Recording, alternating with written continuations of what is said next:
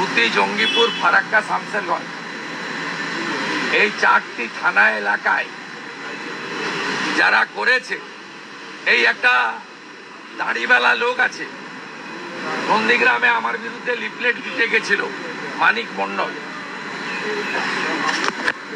এই চিটিংবাজগুলো যেদিন জঙ্গিপুরে আগুন লাগে সেদিন দাঁড়িয়ে থেকে আগুন লাগানোর কাজ করেছে। 50,000-এর বেশি লোককে জড়ো করে আগুন লাগানোর কাজ করেছে। আমরা চাই এনআইএ দ্রুত মুর্শিদাবাদ দাঙ্গা হাতে নিন।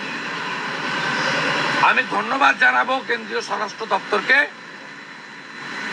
বিএসএফ এর সাথে সাথে 8 কোম্পানি ঝাড়খণ্ড থেকে এবং সল্টলেকে সিআরপিএফ এর ক্যাম্প থেকে ডেল্টা এবং কোবরা, সেই স্পেশালাইজড সিআরপিএফ ফোর্স তারা কালকে পৌঁছে দিয়েছেন, আজকে সকাল থেকে ডিপ্লয়েড হয়েছে। আমার বিশ্বাস মুর্শিদাবাদ থেকে আপনি আর একটা ইটের আওয়াজ পাবেন না। বাকিটা যে জব্দ করার দরকার, এনআইএ আসা দরকার। 100 কোটি টাকার প্রপার্টি নষ্ট করেছে হিন্দুদের, 100 কোটি টাকার। 12-14 বছরের বাচ্চাদেরকে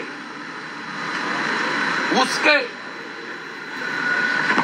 একাধিক হিন্দু লোকের দোকান বাড়ি, ভালো ভালো শপিং মল তৈরি করেছিল, ওষুধের দোকান, কাপড়ের দোকান, জুতোর দোকান, ঠিক বাংলাদেশ থেকে, বাংলাদেশ স্টাইলে। এই চোরেগুলো ভিখারি ঢুকে ঢুকে লুট করেছে। 100 কোটি টাকার প্রপার্টি লুট হয়েছে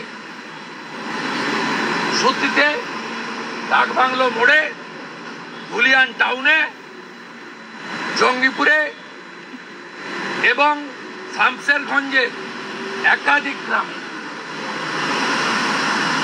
আমরা এটা ছাড়বো না, এটা খুব বড় ইস্যু।